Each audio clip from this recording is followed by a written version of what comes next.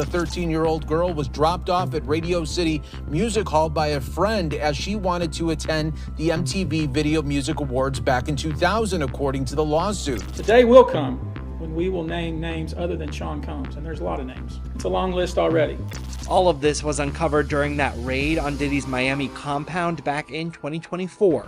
Apparently, there's a new court leak going around, and it's causing a lot of buzz online. Allegedly, the documents mention Jay-Z being connected to Diddy's so-called freak-offs.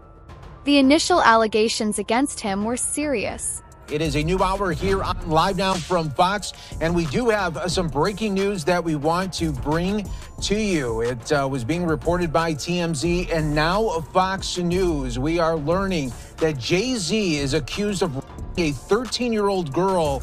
That is new in the Diddy lawsuit, and the new allegations are just coming out this evening. Jay-Z is being accused of a minor along with Diddy at a MTV VMAs after party back in 2000, according to documents obtained by Fox News Digital tonight. The lawsuit, which was initially filed back in October, was refiled tonight in New York by an anonymous accuser claiming Jay-Z, whose full name is Sean Carter, while Combs and Celebrity B watch. So that other celebrity was not named.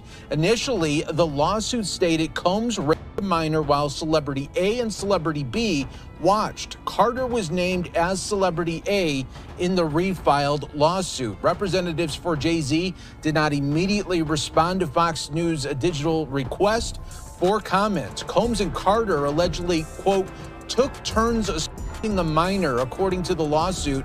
Many others were present at the after party but did nothing to stop the assault, it alleges. The 13-year-old girl was dropped off at Radio City Music Hall by a friend as she wanted to attend the MTV Video Music Awards back in 2000, according to the lawsuit. In an attempt to gain entry to the venue, she began approaching limousine drivers waiting outside the celebrity-filled event.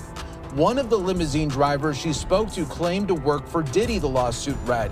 He told her that Combs liked younger girls and said that, quote, she fit what Diddy was looking for, not allowing her into the awards, but inviting her to an after party.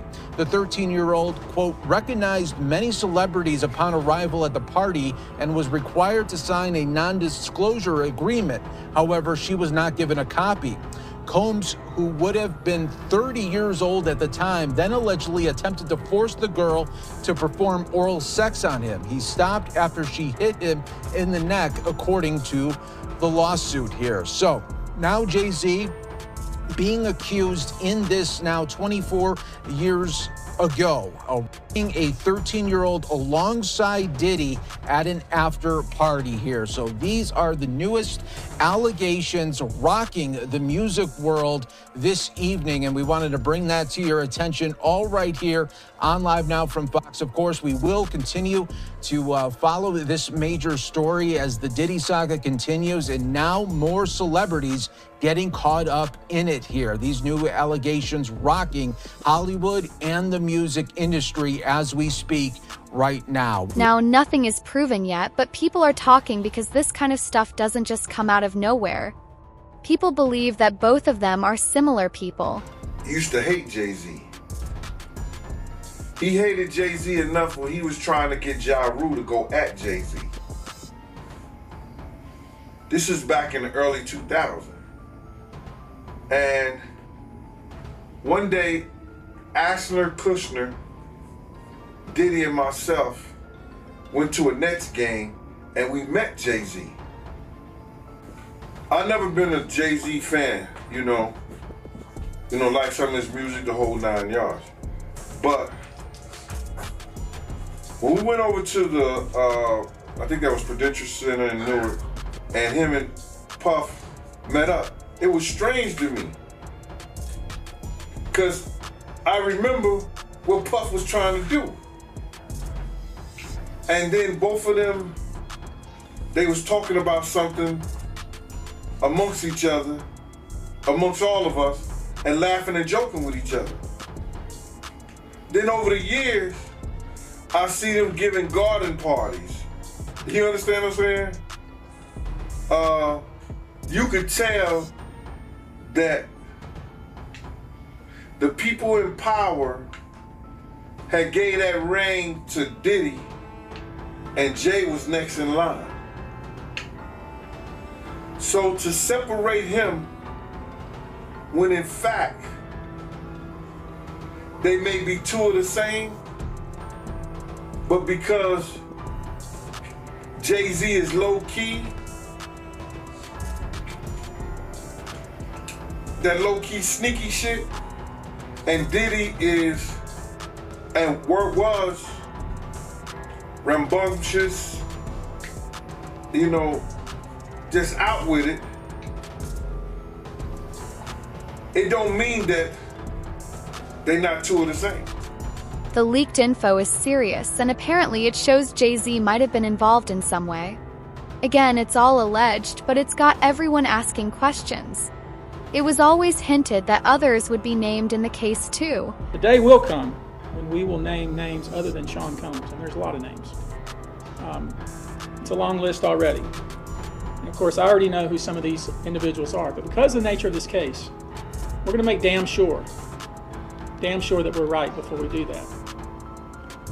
But the names that we're going to name, assuming that our investigators confirm and corroborate what we've been told, are names that will shock you. So now people are wondering, did Beyoncé and Jay-Z know about Diddy's relationships and what was really going on behind the scenes?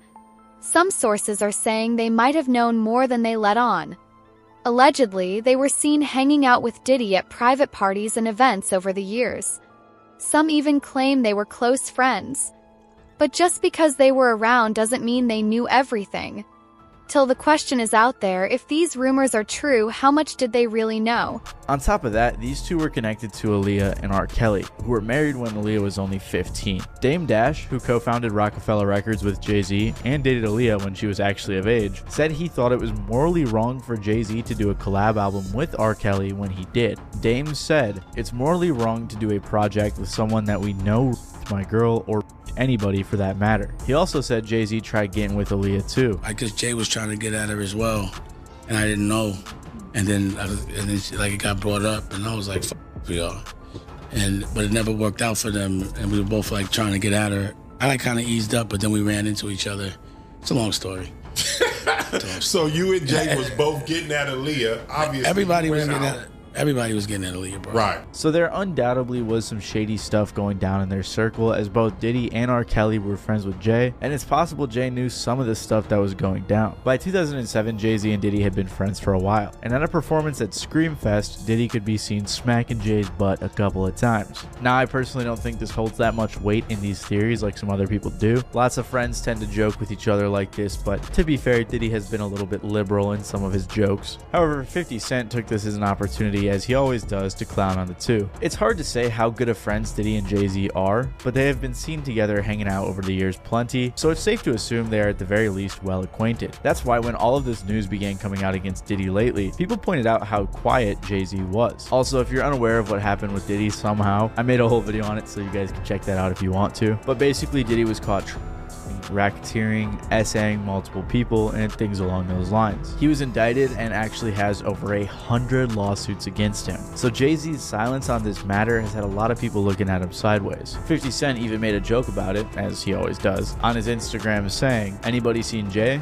Puff said he ain't been answering his phone. He's commented more in interviews saying that people who aren't talking about it are probably scared because they were involved. Apparently, more details might come out soon, so people are definitely keeping an eye on this, with more celebrities expected to be named in this trial. Dallas Austin, this well-known music producer who dated Combs' ex Kim Porter, Britney Spears, of course, one of the most well-known pop stars of all time. To hear them there, Mina, that's not a surprise to you, right? No, this is the lifestyle that Diddy lived. You know, he had parties, A-listers were at his parties. He was very well known. He had money. There's a charisma to him. He's the life of the party, right? He attracts people to him. We talked about this on the network. You don't become this larger than life mogul by not having some kind of charisma to you, people skills. So people of A-list stature were constantly around, and we're learning from the trial that they witnessed the abuse But from what we're hearing, and to your point, they weren't necessarily a part of the sexual part of these parties, which is the freak-offs that lasted, some of them, up to 4 days, according to Cassie's testimony. What artist in their prime has 4 days to be locked up in a hotel, participating in a freak-off? Certainly not Britney Spears, I'll tell you that. So it's one of those things where he was around a lot of artists, a lot of A-listers and celebrities, but a lot of them, from what I suspect, were not a part of these freak-offs. They might have maybe been aware of them or heard about them, but in terms of participation, we haven't seen one celebrity say, I've participated in a freak-off. I don't think we're ever going to hear that if they in fact did, to be honest. And here's the thing, we don't know the witness list. Like, the witness list is sealed, so we don't know exactly who's going to testify. But when you mention the celebrities, when we're talking about Dallas Austin, Britney Spears, and the people that are around them, I wonder if this goes to a legal point. You mentioned Cassie, so she's signed to Bad Boy Records, 19 years old. She had the hit single, Me and You, 2006. She says she had a contract to do multiple albums, that Combs was in control of her career, her public image, her finances. And if you're thinking about sex, and you're thinking about control and power and using force, fraud, coercion to induce somebody to do these things, to have celebrities around, right? Celebrities, you would think, oh my gosh, at such a young age, the connections I can make. Stick with me, I can help you go places. Do you think this helps the prosecution's case the more they talk about the celebrities that was in his orbit? In the second week of Sean Diddy Combs' federal trial in Manhattan, the courtroom has been filled with intense testimonies and disturbing allegations. Trial, which centers on charges of sex racketeering and conspiracy, has seen key witnesses come forward, shedding light on the alleged misconduct spanning over 2 decades, with more evidence coming forward regarding his freak-offs. A series of shocking pics released by the Department of Justice halfway through week 2 of Sean Diddy Combs' trial for sex trafficking and racketeering, charges he denies. Even the judge has made mention of not wanting this to be a case sort of built on gossip, but really making sure that these jurors are hearing the meat and potatoes of what we're here for, and that's the criminal enterprise, racketeering, sex trafficking, and making sure that we're hearing information that somehow lead to all of those things. All of this was uncovered during that raid on Diddy's Miami compound back in 2024. Firearms and ammo, bondage kits, sex toys, male performance enhancers, a plethora of stripper heels, an alarming amount of baby oil and lube, and all allegedly used in Diddy's so-called freak-offs. A personal assistant, a former personal assistant of Sean Combs from 2007 to 2009, wrapped up his testimony today, and part of what he described is seeing Sean Combs, he says, frequently using because of these freak-offs. The personal assistant, sometimes he said he had to get supplies for the hotel. He said oftentimes the hotel would be under Sean Combs' alias Frank Black, and that he had to provide underwear, clothing, applesauce, Jell-O, Fiji water. These were things that were expected to be in the room that Combs was used to having, that his personal assistant said he would provide. Also interesting to note, he said early on he would expense some of those things, the Jell-O and the Fiji water and things, on the Bad Boy account.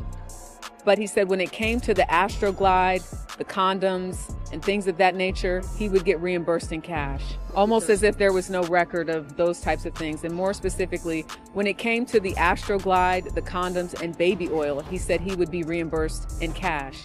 I think so much of what came out of that civil lawsuit and these freak-offs and this idea that, again, Cassie Ventura saying she was forced into these situations and that she really didn't want to partake in them, even in her closing statement Friday saying, I would give the $20 million back if it meant I never had to take part in a freak-off. This is how she ended her testimony. So it is a big part of the case in reference to this notion that she was forced into it. And remember, the criminal enterprise and the racketeering, according to that indictment, is about him using force and threats and arson and all of these things, they said, for his sexual desires. So that's why I think a lot of what we're hearing are these details from escorts, from people who not just people that were taking part in that. One of the most shocking and emotional moments of the week came from Grammy-winning rapper Kid Cudi.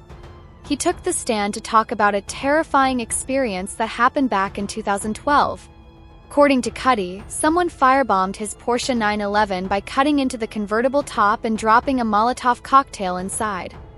The car was set on fire, and though no one was hurt, the incident left a serious emotional scar. Cuddy testified that this happened. His dog watcher called to tell him that his Porsche was on fire. The jury, well, they saw these images. And Cuddy said it looked like the top had been cut open and a Molotov cocktail was dropped inside. The prosecutor asked, "What was your reaction to your car being set on fire?" Cuddy said, "What the F?" Now, he testified he met with Diddy at a members-only club the next day. He walked into the room, Diddy was alone, and he said he saw this. It was one wall was all windows, and Sean Combs was standing there staring out the window with his hands behind his back like a Marvel supervillain. They ended up talking about Cuddy's relationship with Cassie and how neither of them seemed to know that the other was actually dating her at the same time. Diddy denied any involvement in blowing up his car or setting it on flame. Now, the witness called after Kid Cudi is someone I've actually spoken with on this very show. When Cuddy confronted him, Diddy denied everything. But later, according to Cuddy, he apologized, which only made Cuddy feel more confused and shaken. He said he never went public about it before because he was scared. Day 9 was a wild one in the criminal case against Sean Combs. The prosecution called rapper Kid Cudi to the stand, and he said Diddy was like some sort of Marvel supervillain when they finally came face to face. In just a moment, my legal experts and court insiders will break down what he and 4 other witnesses told the jury today alone, and if any of it is advancing the prosecution's racketeering case. The big bombshells? Kid Cudi said that he believes Diddy broke into his Hollywood home and was behind the torching of his Porsche after finding out that Cudi was dating Cassie Ventura. A makeup artist who worked for Diddy and Cassie testified that she saw signs of abuse and let Cassie stay in her own home after one violent encounter. And the manager of a hotel in Beverly Hills revealed records showing Diddy routinely trashed his hotel rooms. Now, about that Kid Cudi testimony, it was fiery, figuratively and, of course, literally. He told the court that he started dating Cassie around 2011, and in December of that year, Cassie told him Diddy had found out about us.